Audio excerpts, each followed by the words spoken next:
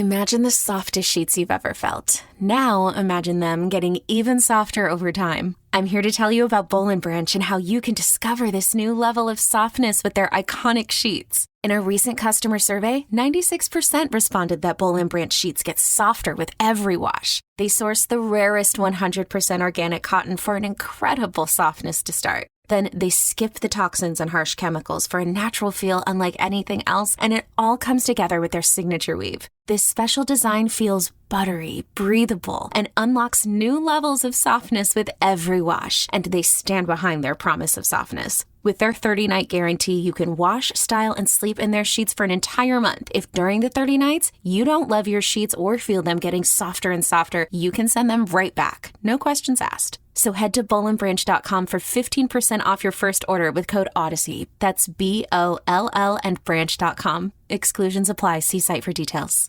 This is GoPowercat.com publisher Tim Fitzgerald. Thank you for listening to this Powercat podcast. Make sure you never miss an episode of the Powercat podcast by subscribing on Apple Podcasts, Spotify, Stitcher, TuneIn, or your favorite podcast network. And if you enjoy this podcast, please consider becoming a subscriber to GoPowercat.com. We cover the Wildcats like no one else, with our VIP customers enjoying one-of-a-kind coverage from our team of professional journalists. And sign up today for an annual subscription to GPC and grab a 30% discount on your first year. And now here's the Powercat Podcast. The following is a GoPowercat.com and Spirit Street production.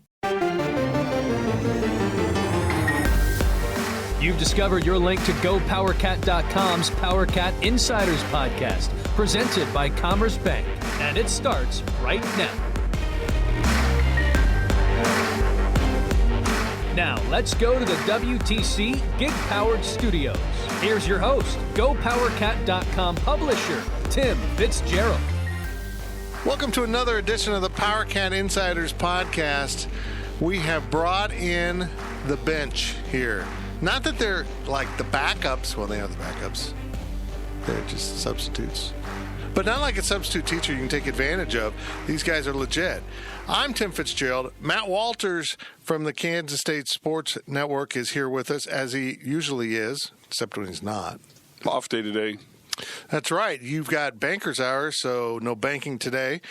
It's also babysitting day for Kellis Robinett because there's no school today, so he had to step out.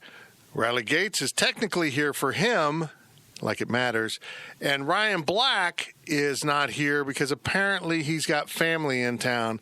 They're doing some weird southern stuff. I think they're like cooking up crawdads or something. They're fixing the hedges in Athens after South Carolina destroyed them. Yeah. So my buddy Tyler Griever from WIBW is here with us, all in studio, as opposed to the time we had Tyler on from his phone in Lawrence, in which there's no cell signals, apparently. It's pretty bad. It's very bad. It was really weird. It was. This is a special edition of the Insiders.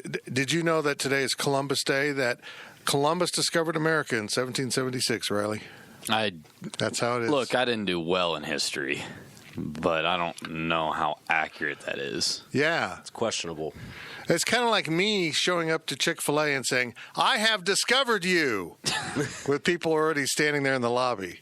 I told Riley this. My AP World History teacher in high school indoctrinated me to the anti-Christopher Columbus clan, because he's kind of a horrible person in the grand scheme of history. Like, if you do your research. Oh, I know he is. He's pretty awful by most stretches. So, I don't know if that's been adjusted in the public school system in the past, decade, but, probably should do that. I just want to say how rude it is that we didn't get the day off for this.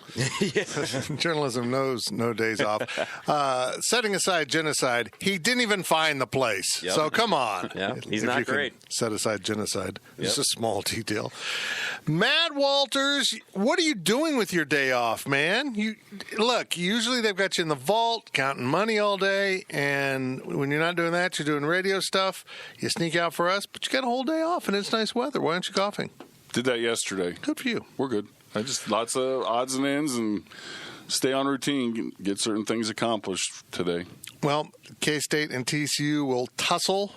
Was it 1:30 kickoff? Yep. Correct. That's a weird time. I just don't accept these changes in my life. on Saturday at Bill Snyder Family Stadium. We will all be there. I think Tyler will be there. You got the Cats this weekend? I will be. Yep. Yeah, I thought you did. Yep. And it'll be a very interesting game. We got a lot to cover and talk about as both teams are off this weekend. But first, we are sponsored by Commerce Bank, which has the technology and the people to help with whatever financial challenges come your way. Commerce Bank, challenge accepted. Both teams coming off a bye week. Yeah, it's really weird. That bunch of teams are off. 4 teams. Yeah, I wrote that the majority of the Big 12 was on bye this week, and then I was like, wait a minute, that's not right. Stop. 6 and 4. It felt like there was 8 teams on bye though. Well, I love the TV contract. You only have 3 games this weekend. We're going to give you Texas and Oklahoma, as Oklahoma's now the 11 a.m. team in the conference. And then both the other games will be at the exact same time. You're welcome. Makes no sense. No, it makes no sense at all. And the Big 12 makes very little sense other than the fact that Oklahoma is the best team. That was a 7-point game that felt like much more. But what little we know about this conference, some of it will be sorted out this weekend, Matt. I don't know what to think of TCU. I cover Kansas State. I don't know what to think of Kansas State. What should we expect this weekend? Great question. I don't know. You have chaos. You have no idea. TCU's got a really good defense.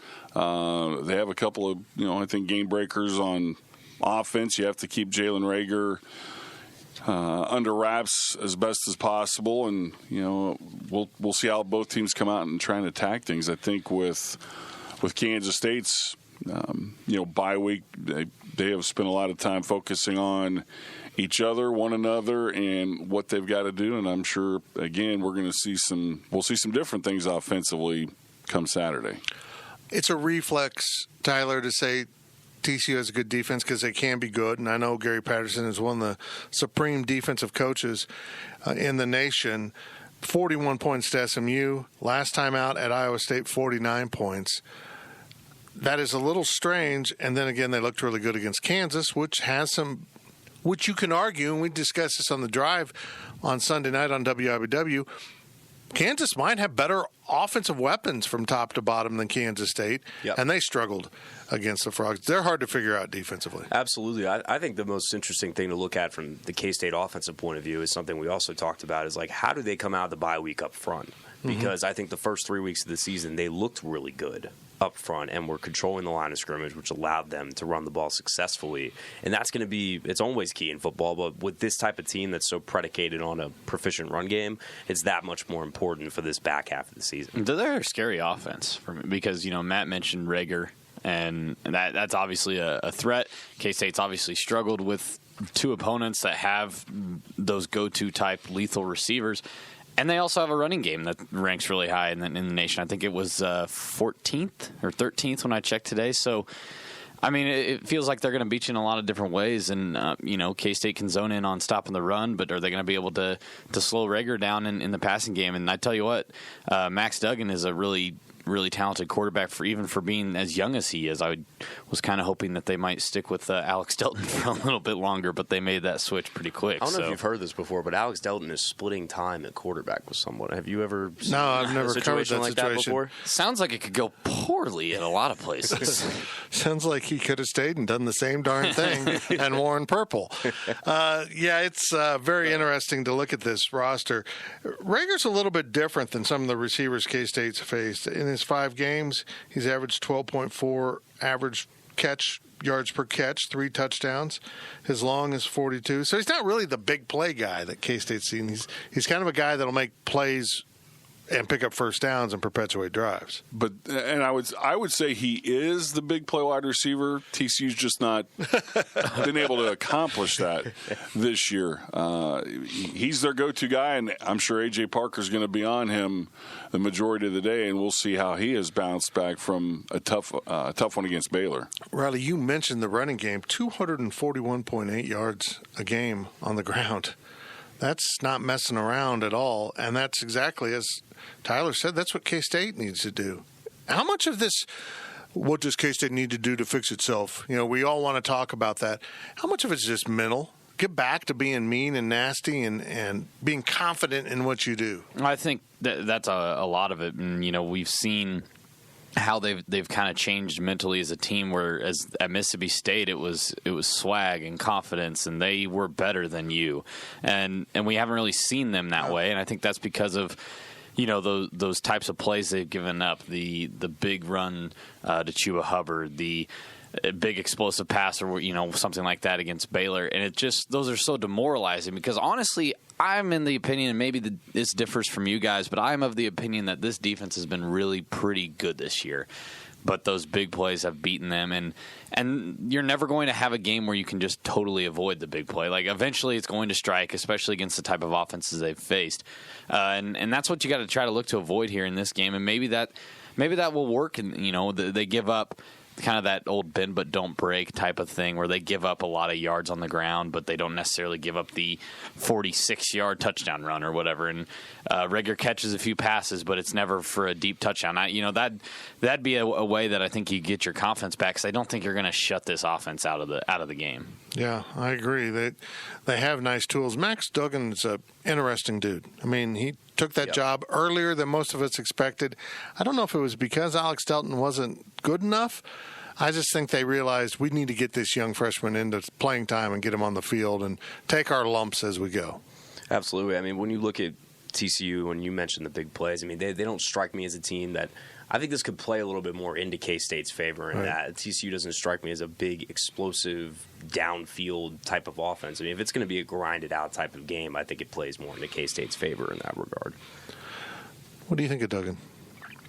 They're taking Duggan. It's Duggan, to my understanding. They're taking their lumps with him. Alex is not a very good passer. He's not been a very good passer, and Duggan's not as fast as Delton is. So I still think we're probably going to see some of Delton. I do. But I want to flip back to K-State's defense for a second. I just hope they have done some knitting in the middle of the defensive front, because Oklahoma State got him there, Baylor got him there, Nichols got him there early, early in the third quarter, way back in week one. And I think that's what K-State's got to do is, they can't get gouged up the middle again. If K-State's getting gouged up the gut with the ground game, look out. Yeah, they just aren't going to win games. I mean, this gets back to the very basic. We talked about this on the drive. If you can't block or tackle, you're not going to win football games. That was an application to the Chiefs and one of their struggles, but this is very, very true of K-State. They're not tackling well, but mostly they're struggling with assignments on the defensive side. You can just watch the tape. Every time there's a long run, they bend back a D-tackle, and there should be someone filling the gap, and there's no one there. There's just the safeties and linebackers seem to be out on the fringe, and it's just wide open in the middle.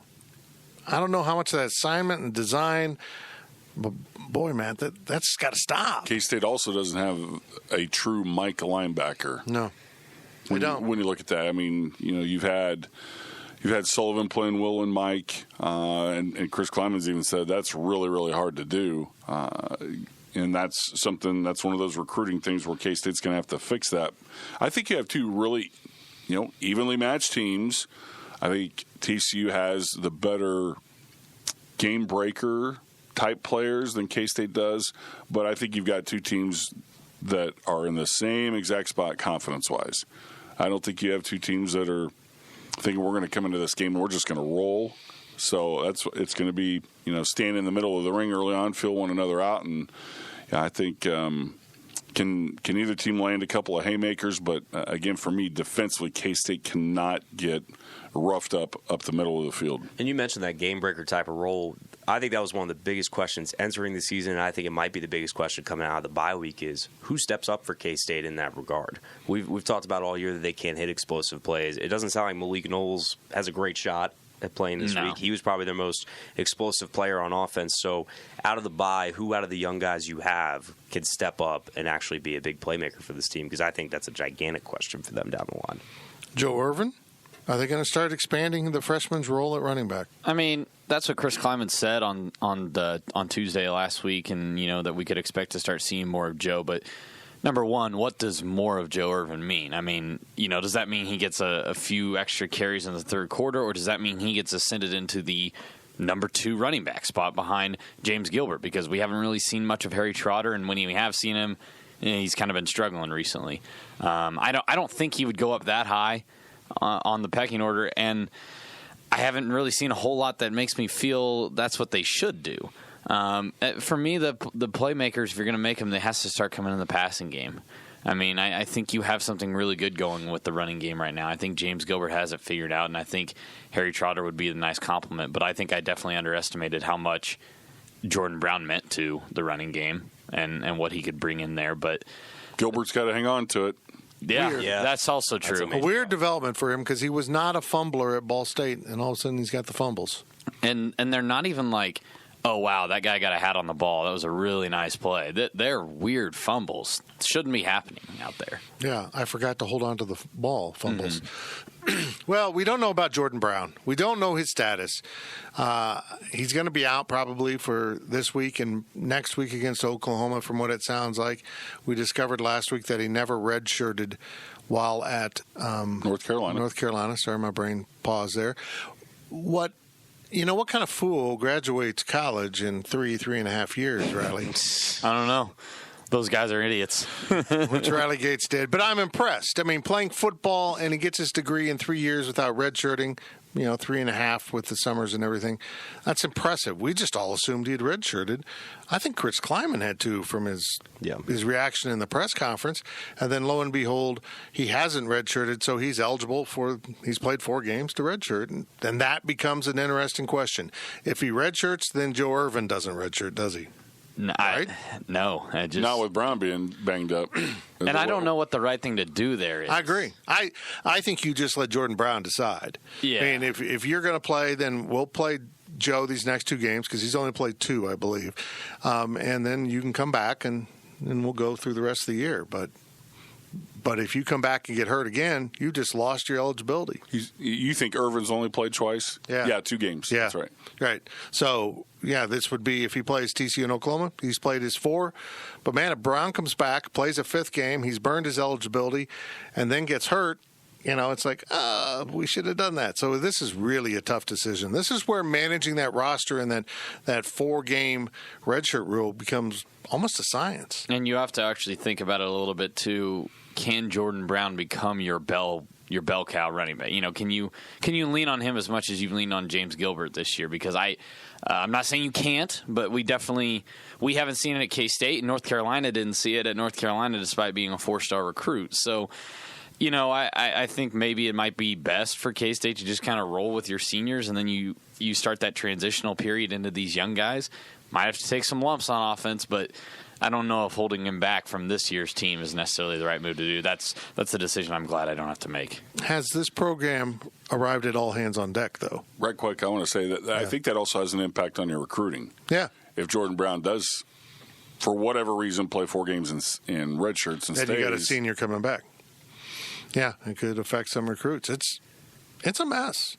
But I think they've arrived at all hands on deck. If Jordan Brown can play, you play him. If you need to burn Joe Irvin and play Jordan Brown, you do it.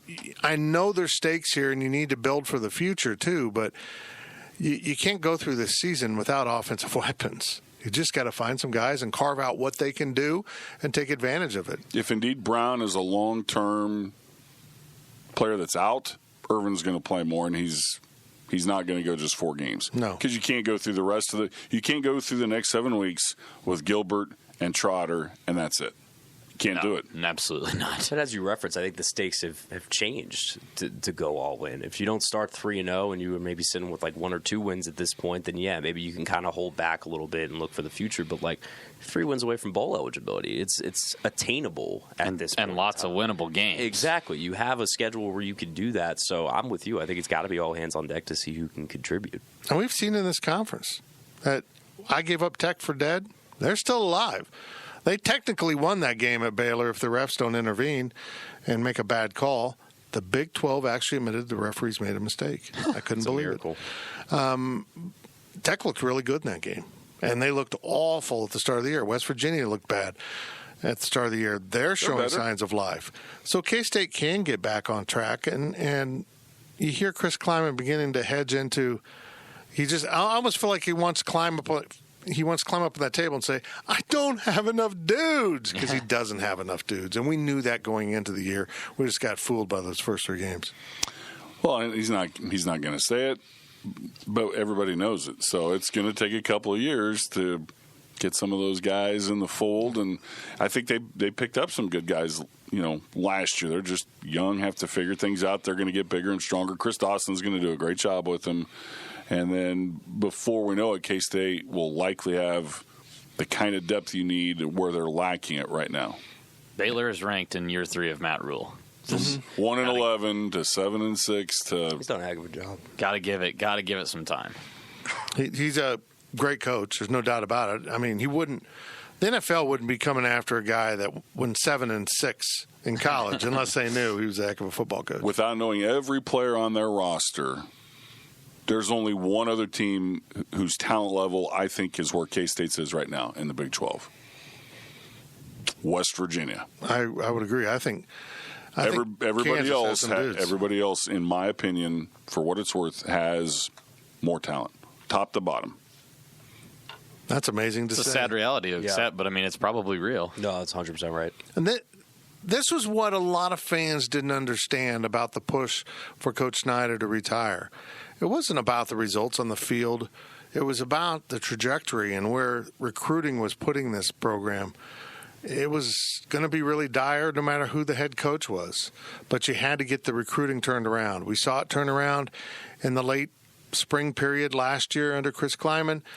It seems to be better this year, but he reiterated to me at last Tuesday's press conference, I'm going high school. We're going to pick up some JUCO where we need to, and we're going to stick with developing guys. And translation is, fans, you got to be patient. It's not easy to do. We'll be back on this Insiders Podcast for this beautiful Columbus Day. Thank you for inventing the light bulb, Columbus. You're a good man. We're sponsored by Commerce Bank. They invented banking. Bet you didn't know that either. We educate, we inform, and now we pause. Stay locked in. The Powercat Podcast will be right back. With Blue Link Plus, you can access your Hyundai Tucson Limited remotely. Doors unlocked, temperature set, lost car found. There it is. Get complimentary class-leading Blue Link Plus. Call 562-314-4603 for complete details. The NFL regular season is wrapping up, but there's still time to get in on the action with FanDuel, America's #1 sportsbook. Right now, new customers get $150 in bonus bets guaranteed when you place a $5 bet. That's $150 in bonus bets, win or lose. The app is so easy to use, and there are so many different ways to bet, like live same-game parlays. Find bets in the new Explore tab. Make a parlay in the Parlay Hub, the best way to find popular parlays, and more. So visit FanDuel.com/247 and make your first bet a layup. FanDuel, official partner of the NFL.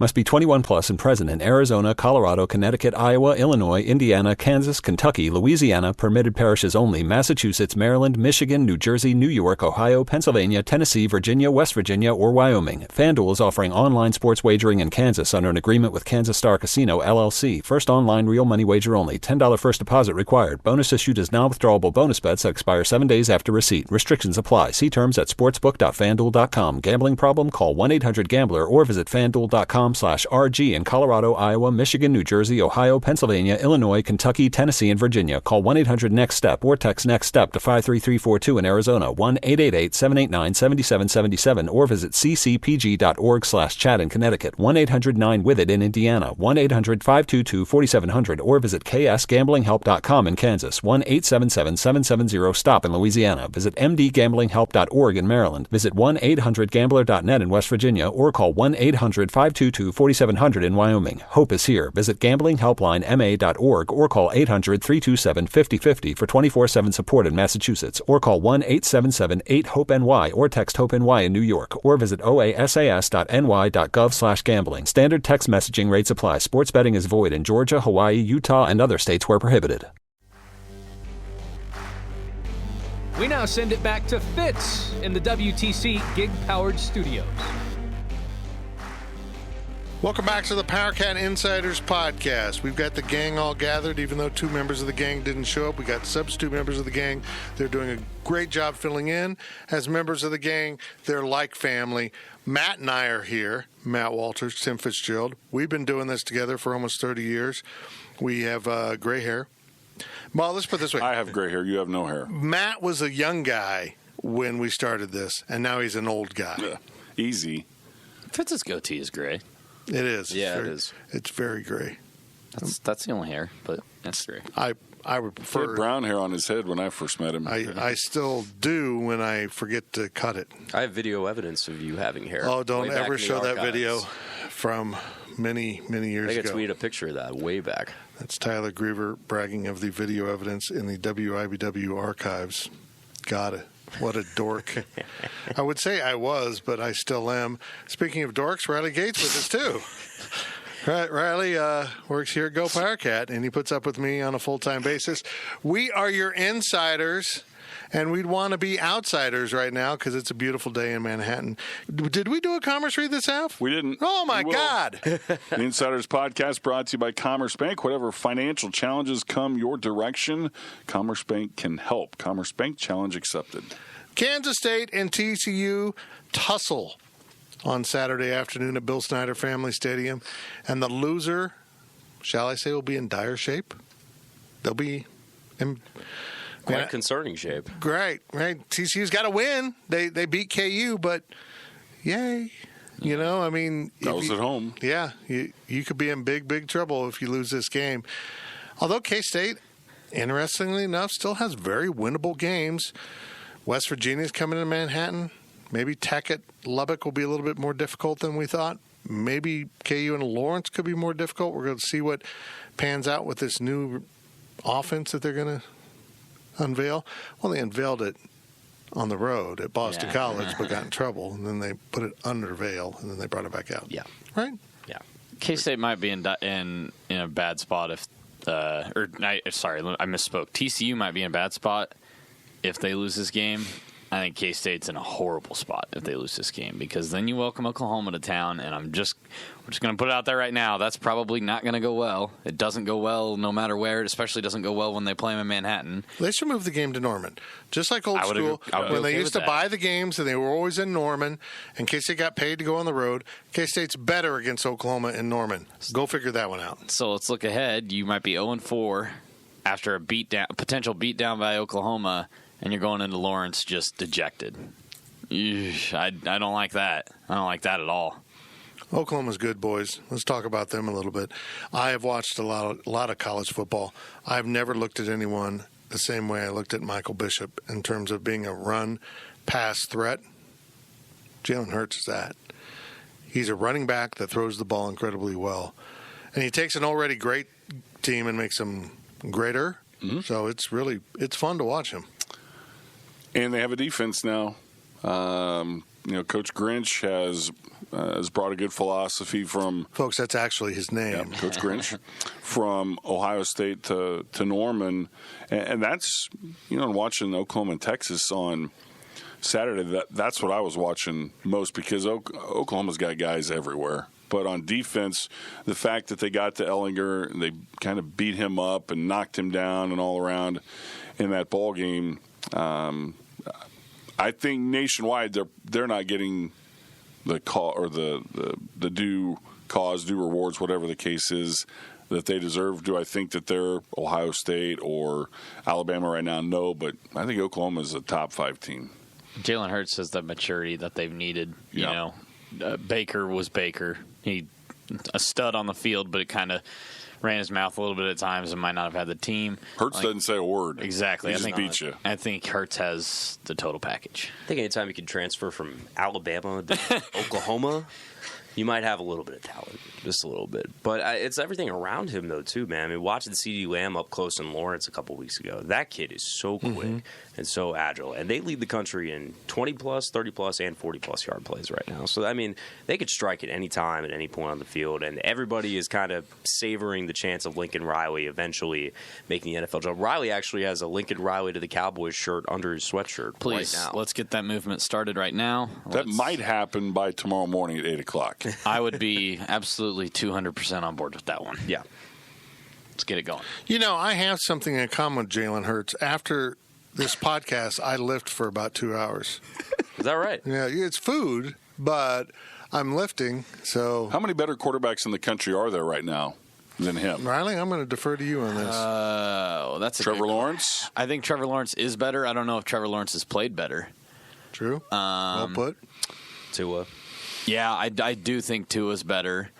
I can't honestly come up with that many. Can you imagine Nick Saban? Hey, Coach, you got a quarterback controversy. And he's like, no, I don't. I'm just happier than hell. I got both these dudes. I mean, I think if you had to give out the Heisman today, Hurts is top 3. Probably is. I think you have a case for Jalen Hurts. I would agree. As weird as that is to say, I think he's there. If they won 3 straight Heismans, you'd cancel football. It's over. The Big 12's done. It's not fair. Well, and they haven't, as Matt pointed out, they haven't done anything with that because they haven't had a defense, and now suddenly they have a defense. Well, that's next week's problem. This week's problem is the purple frogs that shoot blood out of their eyes, which is never a good thing. Is that a thing? Yeah. Do they really do that? That's what horned frogs do. Power frog. They shoot blood out of their eyes. One of their helmets, That's terrifying. All the helmets has little streaks of red.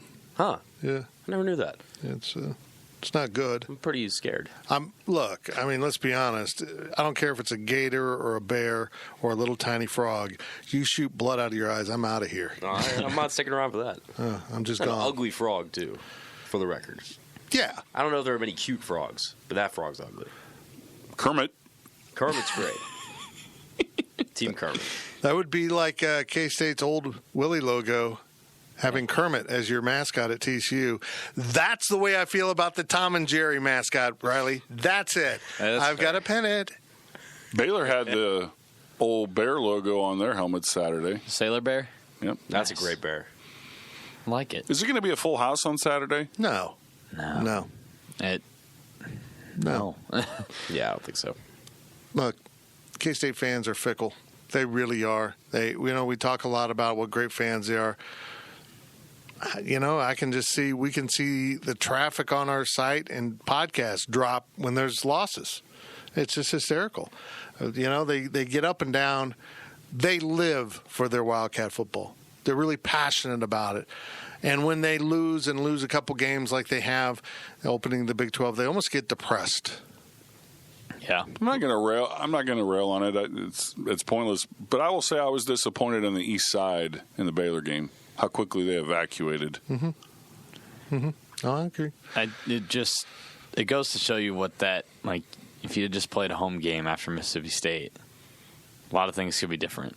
Yeah, not have you that. Go on the road and get smacked, and then you're like, I guess I go to the game. I don't know. We'll see. And then they fall behind early, and it's like, all right, well, they're not any different. I think that's kind of where people are at right now. It's like, yeah, it's different. Yeah, we did some nice things, but kind of the same old team, not that entertaining at home. The big win was on the road, which was unfortunate. And now that big win is looking worse. Horrible. By the week, especially after Mississippi State goes to Tennessee and just gets what rough. the heck is going on? The whole Joe Moorhead thing is like, it's losing steam very quickly in Starkville. No, it should. It should. I mean, Tennessee couldn't even beat their dog, and they beat Mississippi State's dog.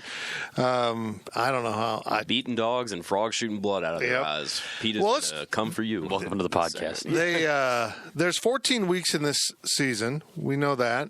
2 off weeks for everyone, and K-State's already done as they hit the 7-week mark. 7 in a row from here on out. When I saw that, Matt, I thought, oh, that's not good. You don't want those off weeks so early in the schedule. The way the season's played out, I almost think they needed this off week. They couldn't. They would be in big trouble if they had to line right back up and play without any energy, without any momentum. Now they've had an opportunity to ramp themselves back up. And the way they get energy is winning a ball game. Yep. Again, Oklahoma's going to be a rather sizable beast next week, but don't worry about that. Just you got to win this one that's in front of you. They know it. Everybody knows it. K-State's in the position it's in for many, many reasons. I think it's been easy to see some improvement in certain spots. There are other areas where K-State's not gotten better, and we'll see what it was like and how much it helped them running ones against ones much of last week and probably early this week. Is it too early to toss this one out there and say it's must-win for bowl eligibility? I don't think so. I'm not going to go with must. Can we just go to put this game in the preferred status? Would go a long way. It's not quite a VIP, it's just preferred. Yeah, I just think it's like a little more. You're not just a walk-on, you're a preferred walk-on. Right. You just, a lot of things have changed. We kind of mentioned earlier how like Texas Tech looked left for dead, and you're thinking, oh, great, you go get that road win. Now you haven't said that's a loss, but you're certainly not looking at it as a lock anymore. Kind of the same for West Virginia. So, yeah, it's probably overreaction to say that in the third game of the Big 12 schedule, but it feels like I'll put it this way. How about this? If they lose, I'm not marking them off of a bowl game. If they win, I think they're shoo-in. I'm not going either way. I'm not either. I think if K-State wins on Saturday, I would lean to the side saying they're in. They're going to get to 6-6, but you don't know. Yeah. You just don't. Any other injuries happen between now and then? K-State could get decimated by Oklahoma next week. I tell you, Fitz, you cracked that we're old. I mean, I'm 11 months from hitting half 100. Think about when we were the age of these guys. We didn't care. We didn't think about just winning, period. Right. But how hard. If you take a step back and you think about just how hard winning is, you could write a 500-page book about it. But winning on the road is even harder. I know. And this team did it. No matter what Mississippi State ends up being this year, they still went on the road into an SEC environment and won a game. And they need to carry that with them and realize, hey, we're capable. They didn't even play that well that game and still won. We're capable of being a much better team. But that game did end up being a warning sign. The mistakes and troubles showed themselves in that game, and they have not gone away. They've almost deepened in some ways. And really, since they came home, they just haven't had the same energy. I'm not saying they're not playing hard. It's almost like a mental focus. You can see, I'm good this play. Hey, look, a bunny rabbit. It's just that's the way it looks like. At times, it looks like a Little League baseball team where Johnny loses his focus at sometimes. Maybe it's youth or maybe it's new system. I don't know, but all of a sudden I'm understanding why Bill Snyder put the slower, smarter guy on the field that understood the systems, even though he got run over in the right position. That's the difference here. That's going to be. He did his job. Yeah, it's going to be heavily tested because I think I read in the K-State game notes they're one of 3 Power 5 teams in the country that are going to play 7 straight games. And you mentioned the early bye weeks. It's that mental focus, exhaustion, fatigue that's going to come into play, especially if 1 or 2 of these games don't go your way. Can you be able to refocus? Because there's no time to really relapse in this whole stretch to end the season if you want to make a bowl game. First bye week I thought was at a perfect time. Second bye week, personally, I think you'd want it after the Oklahoma game. I agree with you there. Yeah. And just have the bye week across the street at the hospital. Just move everyone over to get healthy, do some surgeries, come back. This game's enormous. I don't even know how to put it. I do think they can still get eligible. They're not mathematically eliminated, certainly. But when you stop and think about it, they would be 0-3 in the Big 12. Still got Oklahoma coming in to hurt your feelings. You're going to go to Texas, probably get your feelings hurt there. Now you're at 4 possible wins. Yeah. As Riley mentioned, do you really want to limp into Lawrence first year with a new head coach there when they're probably looking for some sort of statement to end the losing streak in the Sunflower Showdown? See, I look at that differently, and it's just because of, I guess, being older. If K-State loses to TCU and what happens to Oklahoma happens against Oklahoma, that is the perfect remedy to get your brain right to go to Lawrence. I could see that. That is the perfect thing. Now, granted, Chris Kleiman and his staff haven't been in the middle of it, but, boy, you want to talk about the easiest remedy because you can start on that Saturday night or Sunday morning, and it's easy for Chris Kleiman and his staff to say, boys, it has been a struggle, but guess what? You've got Kansas in their house.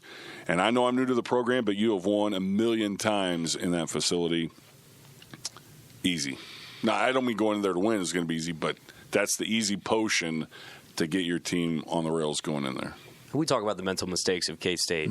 KU's had plenty of those this year, and K-State is still, to me, clearly a better football team. I don't think that's in question for me. So no, I agree. It's odd. I agree with Matt in that if you want to look at particularly talent at playmaker positions, KU's got K-State beat. Specifically with Malik Knowles out, that really even makes it more dramatic. But overall, as a football team, K-State is a better team. Hey, it hasn't come up yet, and for good reason. It'll come up in a couple of weeks. Chris Kleiman is not an idiot. He knows and understands to the letter the importance of winning that game. Yep. Well, that's a couple weeks down the road. It's going to be enormous for both programs. It'll be really fun. There's some stakes in this game. Remember the video, if I may, of Gene Taylor calling Chris Kleiman to offer him the job? Right. Before they hit record, Gene Taylor referenced, you got to beat Kansas. Record. Yeah. Would you like to be the next head football coach at Kansas State? I knew he knew before that phone call. Matt Walters he just knows everything. I know he does. He's on the inside. Well, that's why we call it the Insiders. Oh, yeah. We supposedly know stuff, but mostly it's Matt.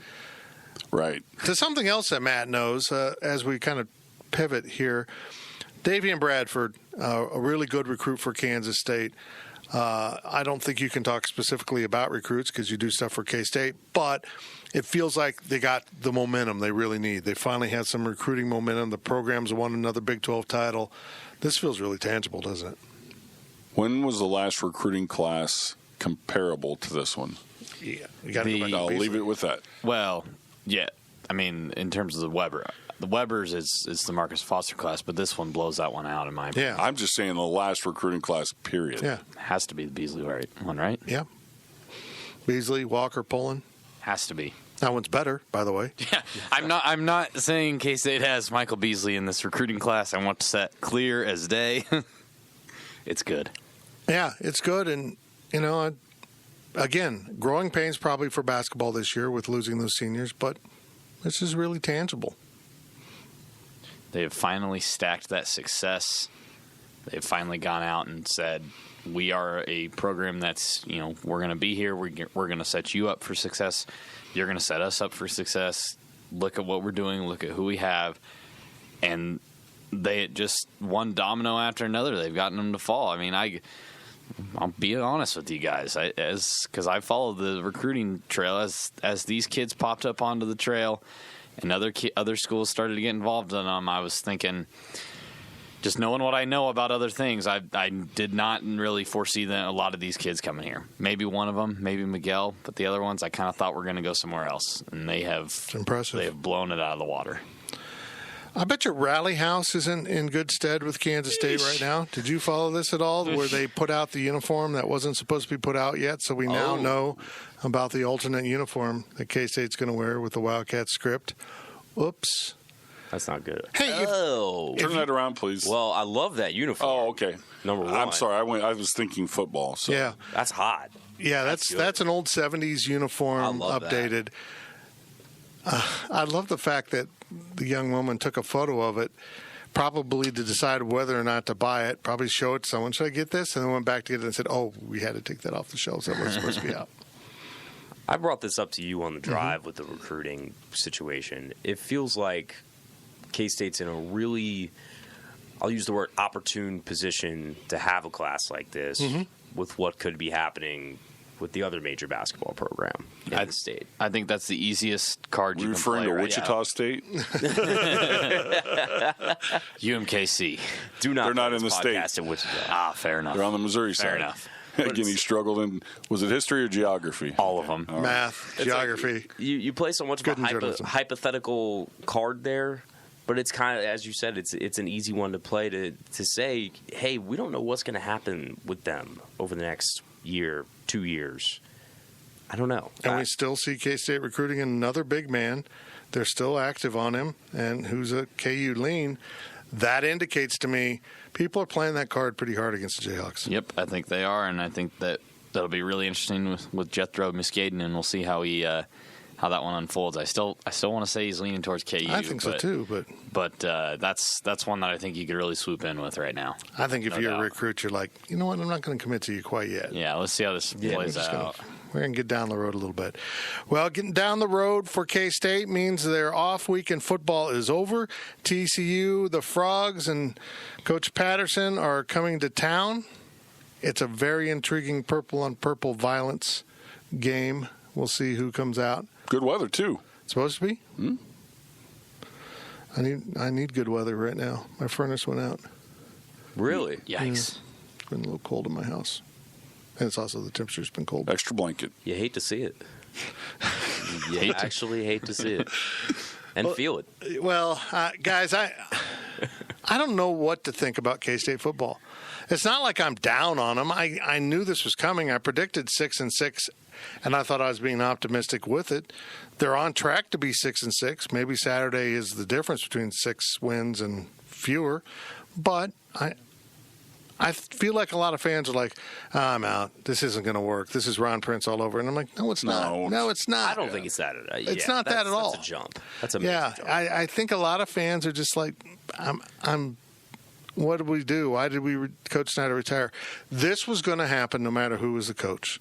There wasn't enough bodies, talent. When Chris Kleiman admits that counting walk-ons, and even though he's at 63 instead of 85 scholarships at North Dakota State, he had way more quality depth at North Dakota State last year, the previous years, than he has at K-State. That should summarize the issue right now in Manhattan. And depth isn't just about games. It's about practice. It's about replicating things. Thus, they have to go back to ones against ones. I know we're about to dot the I's and cross the T's on this one. Mm-hmm. His name hasn't come up once in the 40, 45 minutes we've talked. Skylar Thompson needs to play quite well on Saturday. He needs a game. We're on the same wavelength. Yeah, that was coming for me. It's time. I mean, it's time. Especially when you're in a position where you are depleted in terms of weaponry. Like, if you're going to be the guy, if you want to be talked about as the guy, it's unfair to a point because I don't like doing this with the quarterback position these days because you have to have things in the cupboard to go to. But at some point, there has to be a game where you kind of take over and put your team on your back and have a performance that people will remember. His discomfort level these two Big 12 games has been troubling to me. He's not happy in the pocket. He's not decisive running the ball. He's just got to be decisive. Whatever he's doing, my God, son, go do it. If you're going to tuck the ball and run, tuck the ball and run. If you're going to stand in the pocket, man, be brave and stand in the pocket. And that O-line's got to be better. I don't hang all 6 sacks on him, but at least half of them were bad blocking, and the other half wasn't great blocking, but Skylar still needs to get rid of the ball. The collective offensive line play in teams amongst that people are interested in the state of Kansas is awful. Between the Chiefs, the Jayhawks, and the Wildcats. My God. They're all bad. Chiefs might be the worst. Yeah, that's saying so. Oh, yeah. Very good, boys.